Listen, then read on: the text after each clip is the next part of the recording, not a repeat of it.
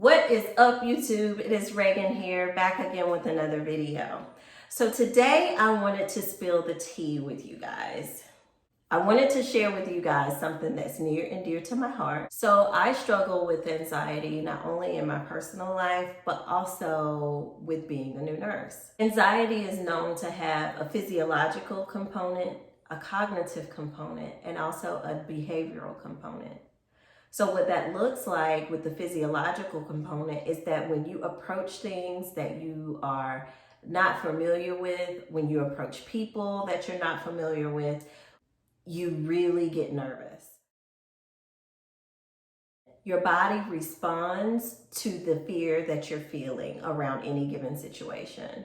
So what this looks like for me is that when I go to do a skill that I have not done before, that I'm not familiar with, or go to care for a patient that has a set of disease processes that I'm not familiar with taking care of, when I feel like there's all eyes on me, and in labor and delivery, there's a lot of situations where all eyes are on you, especially like in the OR or during the actual pushing phase, it can get daunting. You want to make sure that you do everything right, and you have this feeling that you need to perform and do it well. So because of that, your adrenaline kicks in and your fight or flight is going, and you can't flee, so you have to fight, and you stand there and you do what you need to do. And it can be nerve-wracking. And what I want you to know today is that that is totally normal for a new nurse. You're getting used to being in an environment that you're not used to. You're getting used to your new role as a nurse. You're also getting used to the new people that you're working with. So being a new nurse alone can invoke anxiety. But with a person that has already been kind of anxious before, I feel like it's double time. And so there's certain things that I have to do to keep myself calm and focused. The cognitive portion of anxiety is what you're telling yourself. So when you're feeling these feelings of uneasiness, when you're feeling feelings of overwhelm, then you're saying something to yourself. And what is that? So it can be, oh my goodness, I'm not going to get this right. Or, oh my goodness, they're judging me. Or, oh my goodness, let me just get out of here. Just kind of, you have these feelings. And like I said, it's totally normal. But you do have to do something to combat it. Last but not least, the behavioral component is just what other people see you doing. They might see your hands visibly shaking. They might see that maybe you avoid certain situations. Or they might notice that maybe you walk a bit faster, or you're doing things a little quicker. So the behavioral part is what's happening to you that others can see. There are things you can do to help combat anxiety, but what I want to share here with you today are the 5 things that I do to help combat uneasy feelings and feelings of overwhelm, whether you're at home, just in life, or whether you're at work. Number 1, focus on your breathing. So taking a deep cleansing breath before you go into any unknown situation, when you notice that your heart is racing and maybe you're sweating because your adrenaline is pumping because you are scared, definitely taking a deep cleansing breath will help you calm down. It's a reminder that you are here in this moment and you're present, and it gives your brain more oxygen to be able to process the skill that you're about to complete. You also can slow down and become aware of your senses. What are you hearing? What do you see? Are the lights bright? I want you to slow down and just really be mindful and take all of that in, because that helps you stay in the moment and stay focused. So the second thing that I do to combat anxiety is that I'm mindful of the people that I'm around and the energy they bring to my life. I feel like this is an important piece to the puzzle, especially for someone with anxiety. Whether it be social situations or just situations in life, you want to do things that's going to help you feel better, not worse. So some positive things you can do is surround yourself with people who build you up. Surround yourself with people that you know genuinely want to see you do well.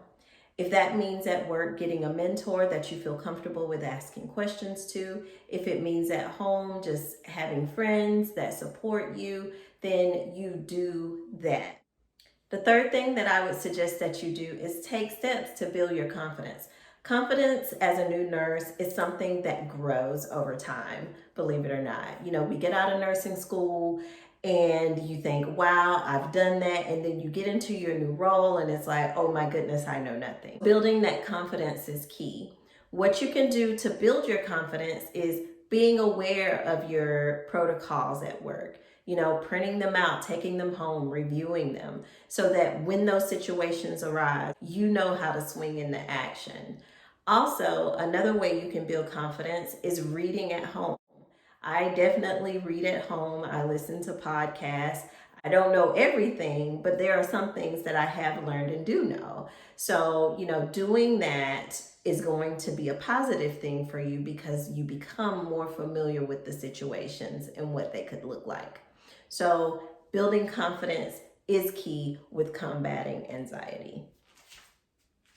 The more you expose yourself to a situation, the less fear you have regarding that situation. You're not going to learn every single thing you need to know at the bedside.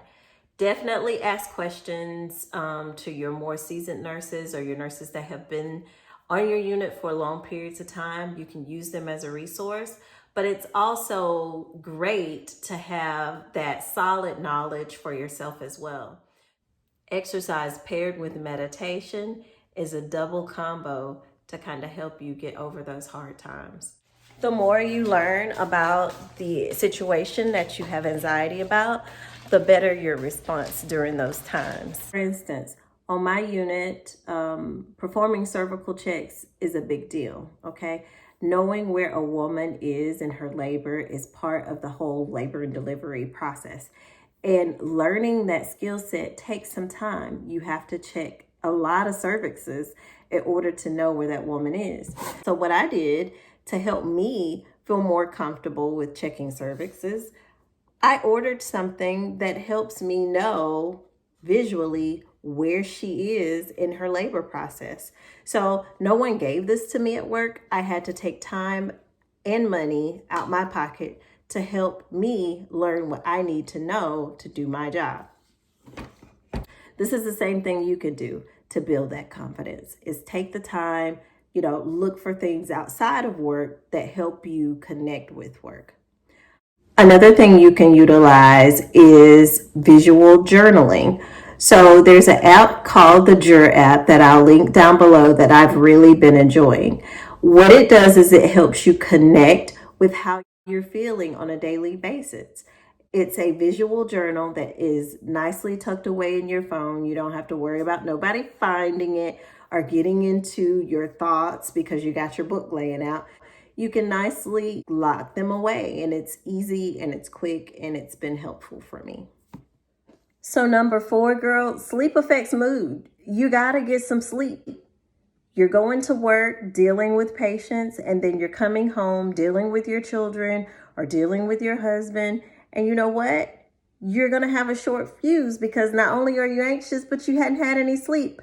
So sleep is vital. Sleep affects mood. Get some rest. Make sure you're going to bed on time. Set your alarm for a time that's going to be conducive for you to get the most rest possible. Sleep affects mood. Get your sleep. You need it. And finally, you just have to do more things that make you happy, whether it be taking a walk, whether it be exercising, whether it be pole dancing. Do what makes you happy, because these things will bring a more positive vibe to your life and also to your work environment. So, do you.